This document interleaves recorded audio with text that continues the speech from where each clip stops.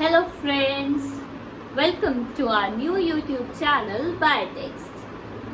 I'm your host and your teacher Ritika Jain. और हम अपनी पहली वीडियो से स्टार्ट करने से पहले हम एक दूसरे की हेल्प कर देते हैं, जो कि please like and please hit on the bell icon so that आपको डेली बेसिस पे जो भी हम अपलोड करेंगे वो चीजें पता चलती रहे, जो कि वेरी गुड, बहुत ओके वे में, ठीक है। और हम नॉर्मल अपने डाउट क्लियरिंग सेशन लेंगे, क्वेश्चन आंसर्स करेंगे एवरी संडे, और हम ऑल्टरनेट बेसिस पे अपनी वीडियोस अपलोड करते रहेंगे। जो भी आपके डाउट्स हैं, जो भी आप पूछना चाहते हैं, queries related, please comment down below. And also regarding e books and any type of books about biotechnology and examination, national level examination, so please just comment and we'll be here for helping you. Don't worry guys, just sit and relax and watch the videos. I hope this all thing will help you. Thank you. हमारा आज का first lecture होगा lactose means lac operon. अब ये lac operon है क्या? Lack means lactose, जो एक कार्बोहाइड्रेट मॉलिक्यूल है, और ऑपरॉन क्या है? ये डीएनए यूनिट है या डीएनए सीक्वेंस है जिसके अंदर structural genes plus regulatory genes दोनों प्रेजेंट होती है। Structural genes and regulatory genes. अब स्ट्रक्चरल जीन्स से हमें क्या मिलते हैं? हमें एमआरएनए मिलता है, हमें प्रोटीन्स मिलते हैं, जो कि फाइनली फंक्शन करते हैं अपने अकॉर्डिंग। सारे प्रोटीन्स फंक्शंस करते हैं ना हमारी बॉडी में। हमारी बॉडी में फंक्शंस कैसे हो रहे हैं? मैं लिख भी पा रही हूँ, किसकी वजह से? प्रोटीन्स की वजह से। अब रेगुलेटरी जीन्स क्या है? जो रेगुलेट कर रही है स्ट्रक्चरल जीन्स को कि आप बनो और प्रोटीन्स बनाओ, आप वर्क करो। तो कहां से सिग्नल मिल रहा है? रेगुलेटरी जीन्स से। अब हम फाइनली देखेंगे कि लैक ऑपरॉन दिखता कैसा है, मींस हाउ इट लुक्स। ये एक डीएनए सीक्वेंस हो गई, 5 प्राइम 3 प्राइम 5 प्राइम 3 प्राइम, ऐसे ही लिखते हैं हम डीएनए को। अब यहाँ पे एक लैकाई जीन्स होती है, यहाँ पे प्रमोटर, यहाँ operator, lac Z, lac Y, lac A। ये 3 स्ट्रक्चरल जीन्स हुई, ये रेगुलेटरी जीन्स हुई या रेगुलेटरी यूनिट्स बोल सकते हैं। अब इनकी हेल्प से ये वर्क करेगा, मींस इससे एमआरएनए बनेगा। इन तीनों से सिंगल एमआरएनए बनता है, क्योंकि एक डीएनए एक ही एमआरएनए बनाएगा। लेकिन जब प्रोटीन बनेगा, मींस इसका ट्रांसलेशन होगा, तब 3 डिफरेंट प्रोटीन्स बनेंगे, जिनके फंक्शंस अलग होंगे, स्ट्रक्चर अलग होगा, शेप अलग होगी, एंड फाइनली वर्क जो करेगा अकॉर्डिंग टू कल्चर या मीडियम वो अलग होगा।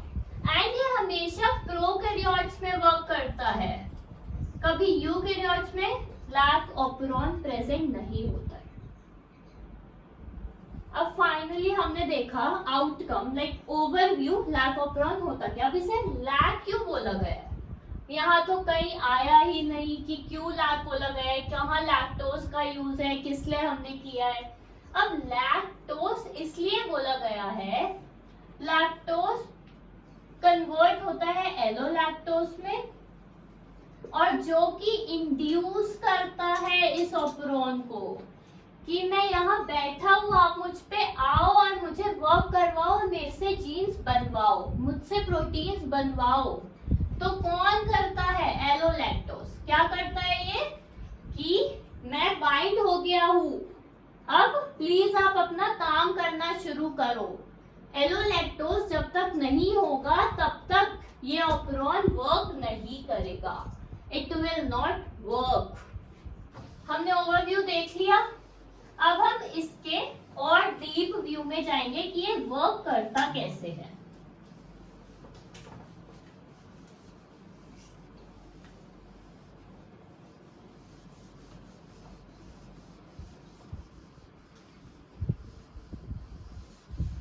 ठीक है, ये यहां से इसकी वर्किंग स्टार्ट होती है। उसके लिए हमें डीएनए सेगमेंट बनाना ही पड़ेगा। सेम इसके जो मैं रीजन्स आपको दिखा रही हूँ वो सेम रहेंगे। आप मैनिपुलेट नहीं कर सकते हो कि प्रमोटर यहाँ लिख दो, ऑपरेटर यहाँ लिख दो, जीन्स यहाँ लिख दो। उनका कुछ मतलब है, तभी वो इस वे में अरेंज हुए हैं।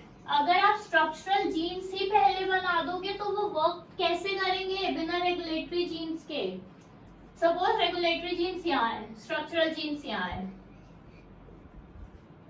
इसको तो सिग्नल ही नहीं मिला ना, तो ये क्यों बनाएगा प्रोटीन्स? नहीं बनाएगा। जब रेगुलेटरी जीन्स पहले होंगे तो वो सिग्नल देगा, आगे पास ऑन करेगा।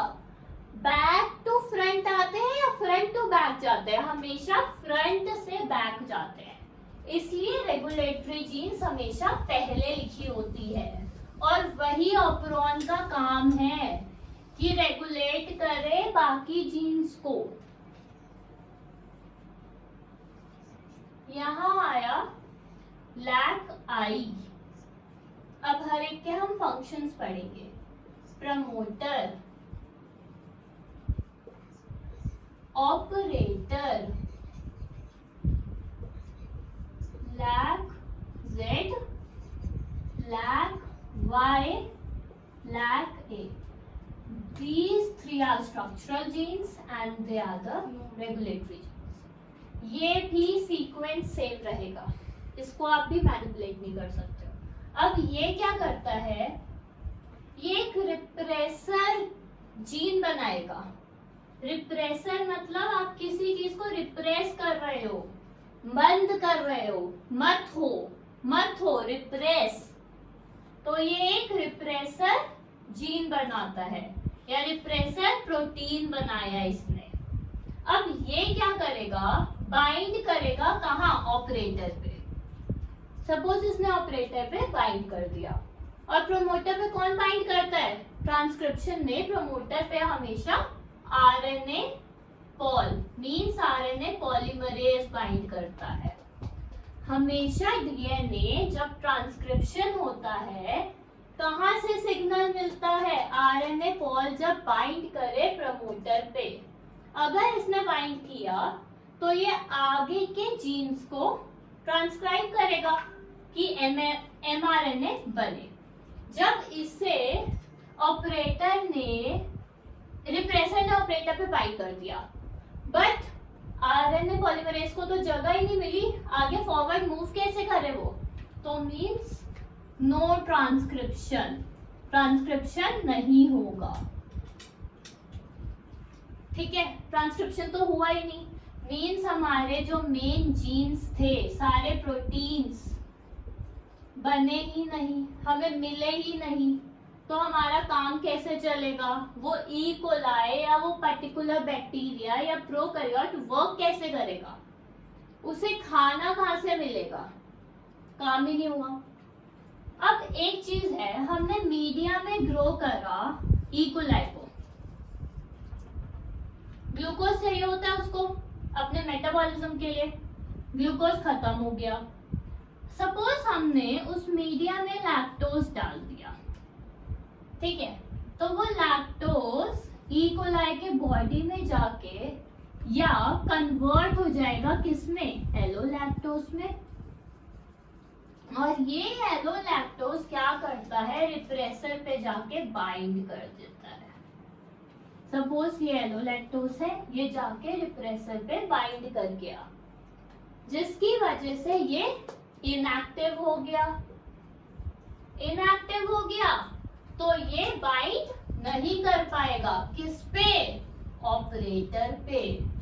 ऑपरेटर पे ये बाइंड कर ही नहीं पाएगा क्योंकि इसका इनएक्टिवेशन हो गया है। अगर इसका इनएक्टिवेशन हो गया है तो आरएनए पॉलीमरेज को अपनी जगह मिल गई खाली, तो वो आगे मूव करेगा और lac Z, lac Y, lac A सबको ट्रांसक्राइब करेगा। Means there will be transcription. Transcription हुआ तो mRNA बना। क्या बना? mRNA। और mRNA से क्या बनता है? यहाँ पे ट्रांसलेशन होता है और उससे क्या बनता है? प्रोटीन्स। तो लैग Z का बनेगा क्या प्रोटीन बनेगा? Beta galactosidase. लैग Y का क्या बनेगा? सपोज ये डिफरेंट है प्रोटीन, इसका बनेगा लैक्टोज फर्मिएज। लैग A है, इसका क्या बनेगा? थायोगैलेक्टोसाइडेज। ट्रांसफरेज। अब तीनों एंजाइम्स हैं या एंजाइम्स प्रोटीन्स भी बोल सकते हैं। अब तीनों के फंक्शंस अलग अलग होंगे, ठीक है। फंक्शंस अब अलग अलग कैसे और क्यों रिलेट हो रहा है? यहाँ से इसे लैक्टोज मिल रहा है, कॉन्टिन्यूसली मिल रहा है, तो ये लैक्टोज को क्या करेगा? कन्वर्ट करेगा किसमें? Glucose plus galactose. जहां से क्या निकलेगा? एलोलैक्टोज। कुछ कंफर्मेशन मतलब लिमिटेड अमाउंट में ये भी बनेगा। मेन फंक्शन क्या मिल गया? ग्लूकोज, जिससे वो अपना पूरा मेटाबॉलिज्म, पूरा प्रोसेस कैरी ऑन कर सकता है। कौन? E coli. ये एक ऑर्गेनिज्म है जिसकी बॉडी में सारे फंक्शन चल रहे हैं अभी। इसके बाद क्या मिला हमें? लैक्टोज परमिएज। ये क्या? परमिएज से आप क्या समझते हैं? ये एक ऐसा एंजाइम है जो परमिशन दे रहा है किसको? लैक्टोज को, कि आप घुस जाओ सेल में। Means it allows the entry of lactose in the cell. ये अलाउ करता है, परमिशन देता है किसको? लैक्टोज को एंट्री के लिए, कि आप घुस जाओ। It allows the entry of lactose. Finally हमारे पास क्या बचा? थायोगैलेक्टोसाइडेज। ये क्या करेगा? हमारे पास मीडियम में बहुत अनवांटेड चीजें भी रहती हैं, जैसे बहुत सारे एंजाइम्स, बहुत सारे अमाइनो एसिड्स, प्रोटीन्स, खूब सारे विटामिन्स।